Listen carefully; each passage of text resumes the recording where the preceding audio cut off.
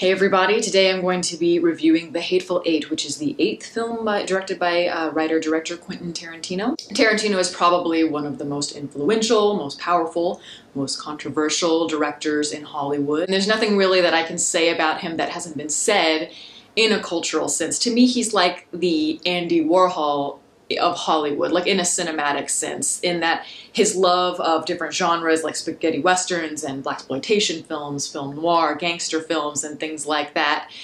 He takes all of these genres and pastiches them together to create something that is very self-aware. It's very aware of its conceits. Some would argue that it is too self-indulgent, but that's his style nonetheless. Andy Warhol was similar in that in his own artwork he took things like celebrity culture and advertisements and he pastiched those ideas together as well. In that way he made his own version of art, and it was extremely influential and also very controversial. And I think that's why the two are similar. They've both been criticized very heavily over the years, and you know, some people look at their work and they don't see it as art because it's way too self-conscious of the genres and of the styles that it's pulling from. And other people say no, that, you know, this cut and paste style of pop culture, this pop culture collage basically, is making you question what the point of art is. What is art really? And I'd like to think that Tarantino has lasting power in the cinema because the way that he takes all of these genres and pieces them together, he also tries to create a point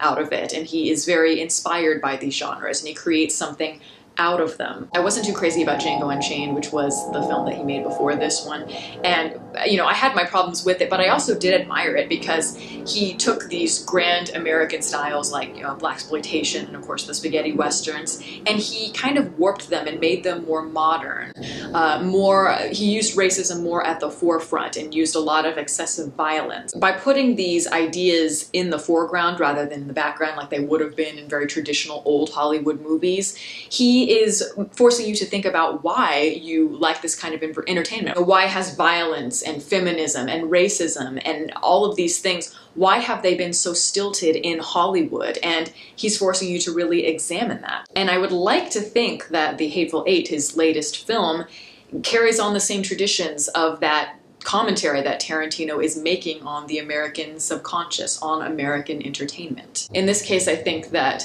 The Hateful Eight is a lot more subtextual than Django Unchained was. It's certainly a lot more subtle, it's more stripped down. It's one of his more political and powerful films that he's made to date, and it's maybe one of the most human stories he's made since his very first film, Reservoir Dogs. And there are definitely a lot of similarities between Hateful Eight and Reservoir Dogs, not only because it's got a lot of the same returning cast like Tim Roth and Michael Madsen, but also because it does star a small ensemble of characters and it takes place for the most part in just one space. It could be almost like a play. The story takes place in post-Civil War America, and it's about this bounty hunter named John Ruth, played by Kurt Russell, who is an actor I love, and I think the older he gets, the more he reminds me of John Wayne in his line delivery. And he's taking a prisoner, played by Jennifer Jason Leigh, to be hung. But they end up getting stuck in a stagecoach lodge because of this really bad winter storm, and they encounter an ensemble of very colorful Tarantino-esque characters. You've got Sam Jackson playing Major Warren, who is a bounty hunter as well, and you've also got Chris Maddox, who claims to be a sheriff, and many others. Being a Tarantino film,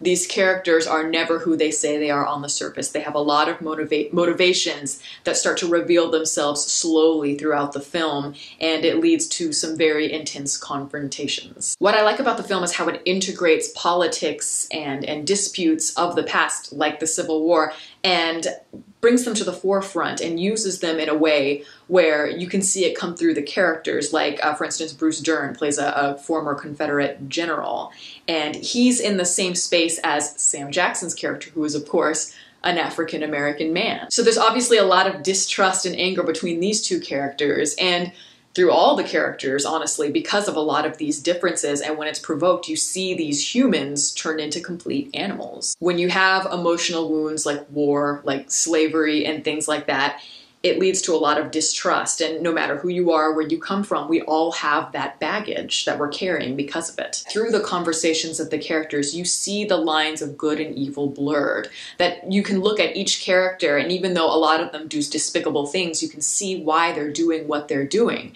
And that makes things a lot more complicated. The one thing that ties them together is that they all have this hope for the for the American dream, no matter how romanticized it may be, and no matter how much they are drowning themselves in chaos, it's always there. And they use this metaphor of this glorified America through a letter that Major Warren carries with him, and it's a letter that was written to him by Abraham Lincoln. And I love the way that they use this letter throughout the film in different contexts. And the way that it slowly changes over the time is very fascinating. It's powerful because it shows how far we're willing to go for this sense of hope, and how reaching for this unattainable thing, this American dream we have, often ironically leads to even more chaos. And of course this film is chaotic. The end of the film is very bloody.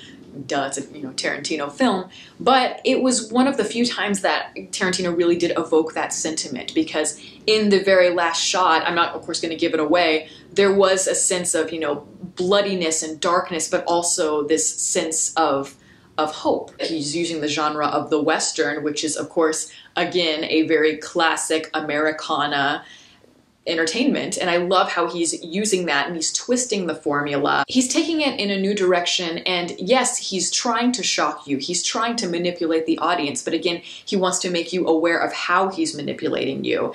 And while he's doing that, he's trying to say something about us and the world that we live in. In Westerns and in all genres for the most part, there are always universal themes that can be applied to the world we live in now, just like there are in The Hateful Eight. If I have any complaints about the film, I would say that the second half to me didn't live up to the first half.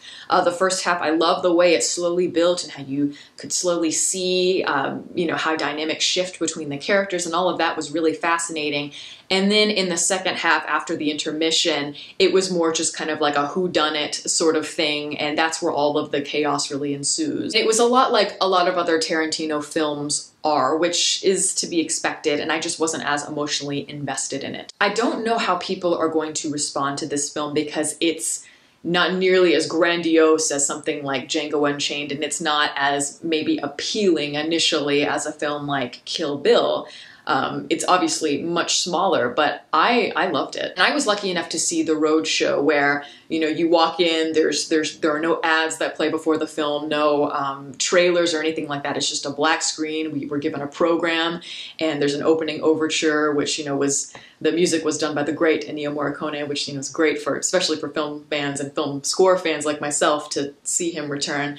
And there's an intermission and all of that. And it was great. It felt very old school, and, you weren't distracted by anything. You just come in and you watch the film, and it really did feel like an old school night at the movies. But especially if you are a Tarantino fan, and of course there are many of those around, this to me is essential viewing. It is a film that really stuck with me, and it's probably one of my favorite movies of the year. So that's my review. Thank you all for listening. If you'd like to follow me on Twitter, the link is below. And of course, you can also like my Facebook page and the link below that one.